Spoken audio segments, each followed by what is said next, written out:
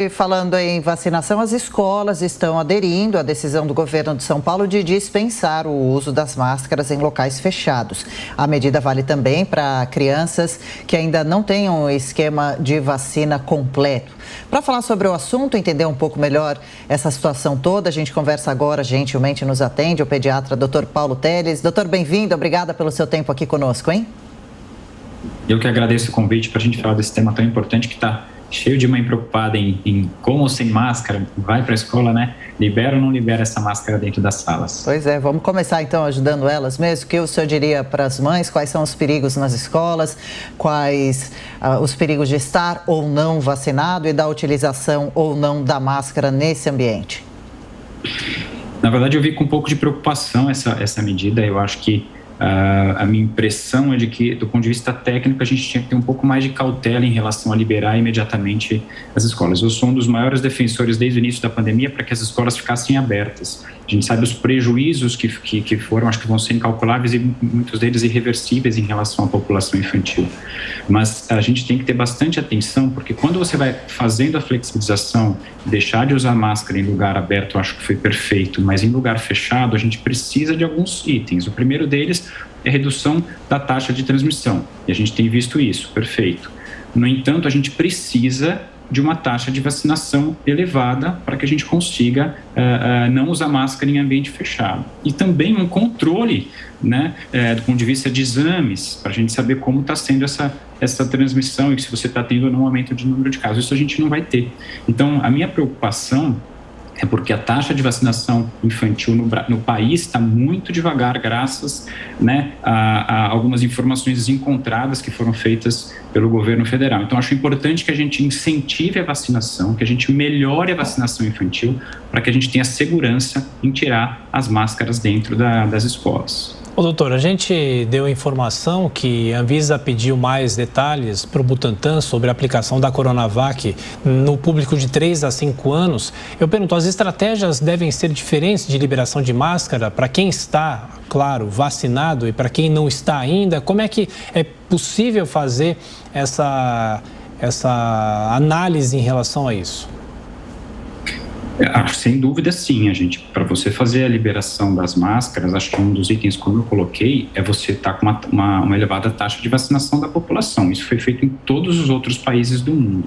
O que a gente tem que ficar em alerta é porque a gente tem visto os países da Europa e a gente sempre tem eles um pouco à frente em relação a essa parte epidemiológica da doença. O hemisfério norte sempre tem um pouco à frente da gente em termos de elevação de número de casos. A gente está vendo isso na Europa agora. Então, eles flexibilizaram bastante. E a gente está começando a ver aumento no número de casos. Na Alemanha, a Áustria hoje vai voltar ao uso de máscaras. Então, assim, a gente está vendo isso e eu não vejo nenhum planejamento nesse sentido em termos de controle. Então, sim, a gente precisa da vacinação para que a gente tenha segurança em relação a liberar o uso de máscara em lugar fechado. Quando a gente começou a fazer isso em outros ambientes que não a escola, você precisa ter a vacinação para você entrar no estádio, você precisa ter a vacinação para entrar num show, e isso não está sendo exigido em relação às escolas. É claro que é muito importante, a gente sabe que é possível que se tenha prejuízos, os estudos não são muito conclusivos em relação ao que a gente tem em termos de perda pelo uso da máscara nas crianças. Alguns estudos mostram que você pode atrapalhar a linguagem, pode ter uma dificuldade de comunicação, e outros estudos mostram que as crianças, sim, elas têm uma plasticidade, uma neuroplasticidade que conseguem manter a transmissão de emoções, né, e o aprendizado de forma adequada. Então, sim, a gente precisa aumentar a vacinação para ter segurança em relação a tirar as máscaras dentro da sala de aula. Claro, e doutor Paulo, falando um pouquinho sobre a vacinação infantil, qual avaliação o senhor faz com relação à adesão desse programa no Brasil? Relembrando, qual a faixa etária que deve se vacinar? O imunizante que está à disposição para essas crianças é seguro e as crianças vão ter que tomar reforço? São 2 doses até então? Exatamente, são 2 doses até o momento. A gente está muito devagar em relação à vacinação infantil. Vou insistir nisso, a gente precisa de campanhas mais claras. A melhor forma de você melhorar a vacinação é informação, é você trazer as dúvidas para perto do médico, para perto do Ministério da Saúde. O Ministério da Saúde está fazendo um trabalho absolutamente contrário a isso. Não tem como a gente não fazer uma crítica direta a isso, você colocar uma consulta pública de uma vacina que foi comprovadamente mostrada eficaz, segura, só trouxe dúvida para os pais. Então, você vê uma taxa de vacinação da população adulta ótima no nosso país. Nós somos o país da imunização, da vacinação. Nós temos uma cultura vacinal muito boa. No entanto, essa dúvida que foi criada pelo Ministério da Saúde deixou os pais com muita preocupação. E aí a gente tem uma taxa de vacinação infantil muito aquém do ideal, né? O Programa Nacional de Imunização é um exemplo para o mundo. No entanto, as nossas crianças têm estados que têm menos de 10% de vacinação da primeira dose. A capital está tendo uma evolução boa do ponto de vista vacinal. São mais de 4 milhões de doses aplicadas. A gente tem a primeira dose no número alto, quase 40% das crianças já tomaram 2 doses. A gente está acelerando esse processo aqui em São Paulo. Mas a gente precisa que cada município faça uma campanha de conscientização, né? A gente precisa que as pessoas consigam entender a necessidade da vacinação infantil. A vacina é segura, gente. A vacina é eficaz. Não sou eu que estou dizendo isso. É a Sociedade Brasileira de Pediatria, a Sociedade Brasileira de Imunização, é a Anvisa, é o CDC, são todos os órgãos na Europa, no Brasil, mostrando a segurança e a eficácia. No entanto, ainda existem alguns médicos, ainda existem algumas pessoas que insistem nessa campanha antivacina, que só traz prejuízo para as crianças mesmo, para a sociedade. A gente precisa aumentar essa taxa para que as crianças possam ir para a escola com segurança, né? E não ter risco de a gente aumentar de novo a taxa de infecção. Nesses primeiros 2 meses, a gente teve uma taxa elevadíssima de infecção em crianças, coisas que a gente não teve nos anos anteriores, porque a Ômicron é muito mais transmissível. E quando você faz um comparativo, tem um estudo interessante nos Estados Unidos, em vários estados, eles mostraram que você tem 3,6 vezes mais chance de transmitir o vírus dentro da escola quando as crianças não estão usando máscara. E aí eu preciso que essas crianças estejam imunizadas para que a gente reduza a taxa de complicação, a taxa de internação e a necessidade dessas crianças irem para o hospital. E outro detalhe importante para finalizar, me desculpem, quando as crianças acabam pegando o vírus, você tem mais chance de fechar a escola, você tem mais chance de fechar as bolhas, de fechar a classe, e aí você traz mais prejuízo do ponto de vista educacional também para essa população que sofreu tanto. Pois é, doutor, eu pergunto para o senhor, há 2 anos mais ou menos, desde que quando começou a pandemia, muito se discutiu, as crianças não pegam, as crianças têm casos leves, mas em relação às estatísticas envolvendo as crianças, até antes mesmo da Ômicron, que provocou um aumento das infecções, o senhor acha que esses números estão subestimados, faltam dados corretos ou não? Acho que a gente tem que acreditar nos dados que estão sendo colocados pelo Ministério da Saúde. Eu acredito que a gente tem, infelizmente, os dados subestimados, sim, porque a gente não teve uma quantidade de teste adequada, a gente faltou teste nesse começo do ano, no final do ano, quando a Ômicron chegou aqui no Brasil, então a gente não tinha condição de testar, né? Acho que o autoteste, os testes que a gente vai começar a ter vão ajudar um pouco nesse sentido, até para a gente conseguir, do ponto de vista epidemiológico, controlar mais a ida ou não ida à escola. Mas acho que é muito importante realmente, né, a gente entender que atrapalhou mesmo, né? A gente precisa de um controle adequado, a gente precisa de que as crianças estejam vacinadas para a gente conseguir ter segurança em relação à volta, né? Sim, ainda no embalo da pergunta do Tiago, doutor, as crianças ficam doentes de coronavírus? Existe alguma faixa etária, principalmente, que é mais acometida? E também as crianças são grandes transmissoras mesmo do vírus, como se dizia mais cedo durante a pandemia? É importante isso que o Tiago colocou, eu acabei, a gente não concluiu, mas vou concluir.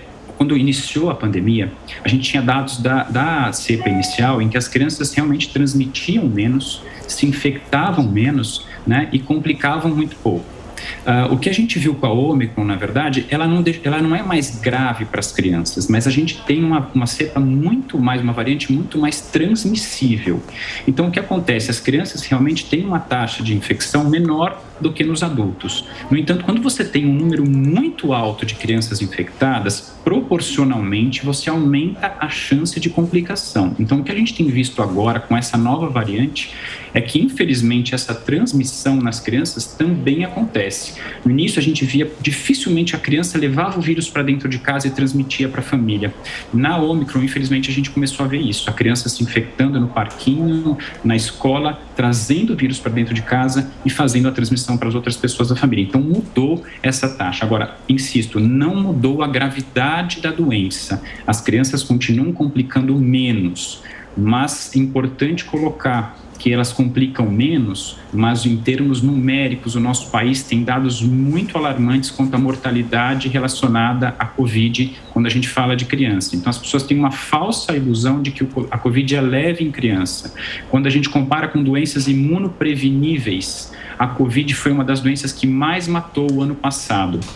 Eu só estou falando imunoprevenível, doenças que a gente consegue prevenir com imunização. Então, foram mais de 2.500 crianças que morreram, né, durante essa pandemia, números maiores do que todas as outras vacinas, se a gente for comparar individualmente das outras doenças, inclusive antes da gente ter a vacina contra a meningococo, contra a rotavírus, a Covid matou mais do que essas doenças. Então, existe um falso pensamento de que essa doença é leve. E quando a gente fala de saúde pública, infelizmente, nem todas as crianças têm condição de uma assistência adequada.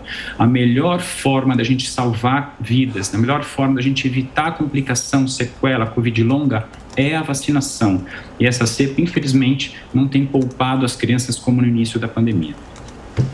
Ok, doutor, só para a gente fechar, aliás, a mesma pergunta que eu fiz para o doutor Boulos aqui no Jornal da Manhã, eu pergunto se a Ômicron realmente pode representar o fim da pandemia, porque essa foi uma leitura feita lá em novembro, dezembro, quando os casos estavam começando, e olhando para trás, isso é possível de se afirmar agora ou ainda não, com essas medidas que vão sendo afrouxadas, isso pode adiar um pouco o fim efetivo da pandemia? É muito difícil de te dar uma resposta precisa, acho que ninguém tem essa resposta, é a verdade. E o que a gente tem visto na Europa, na verdade, não mostra o final da pandemia. Então, um pouco do que falamos no início da entrevista. A gente tem visto um aumento do número dos casos na Ásia, Coreia, que é um país que era um exemplo em relação à pandemia para a gente, né? Na China, que tem um lockdown, que tem uma severidade em relação às medidas restritivas, você voltou a ter casos. Então, eu não acredito que a pandemia deve terminar imediatamente e que essa vai ser a nossa última variante, infelizmente. Eu acho que a gente tem que ter, não pode abaixar a guarda e a gente tem que usar o exemplo dos países que estão no hemisfério norte e habitualmente tem elevação do número de casos antes que a gente precisa entender um pouco como é que a curva sazonal desse vírus, a gente ainda não tem esse dado. Curva sazonal é o quê? A gente sabe que todo ano, no outono, sobem os casos, por exemplo, de vírus sincicial respiratório, das doenças respiratórias agudas, e depois esse número cai. A gente ainda não tem essa onda perfeita em relação ao Covid, então a gente não sabe como é que o Covid se manifesta, como é que é essa evolução do vírus. E outro detalhe muito importante, para determinar o final da pandemia, acho que a gente tem que pensar em voltar ao número de mortes de um país antes do início do vírus. Então, o quanto a gente vai aceitar em termos de mortalidade é um tema muito complexo para você entender, mas a nossa taxa de mortalidade ainda está acima do que quando era antes da pandemia. Então, acho que talvez esse seja um dado para as pessoas refletirem. A gente tem aceitado as mortes, a gente está se adaptando, a gente parece que está aceitando pessoas morrendo, né? 300, 400 pessoas morrendo ao dia. Acho que o final da pandemia talvez seja no momento em que a gente vai voltar a nossa curva de mortalidade, né, para o que era antes da pandemia. E a gente não está perto disso. Essa é a minha preocupação quando a gente fala de final da pandemia, de liberar as máscaras, e aí acaba tendo um efeito nas pessoas de que está tudo bem. E aí a gente sabe que, no geral, você tem um aumento do número de casos, porque dá uma sensação de que está tudo terminado, né? As pessoas não aguentam mais, mas não aguentar mais a pandemia não significa que ela está acabando. Sim, é preciso ainda ter um pouco de paciência, algumas preocupações seguem. Deixa a gente agradecer profundamente a participação do pediatra, Dr. Paulo Telles. Obrigada por nos ajudar a entender melhor essa situação das escolas e do uso de máscaras. Bom fim de semana. Obrigado mais uma vez.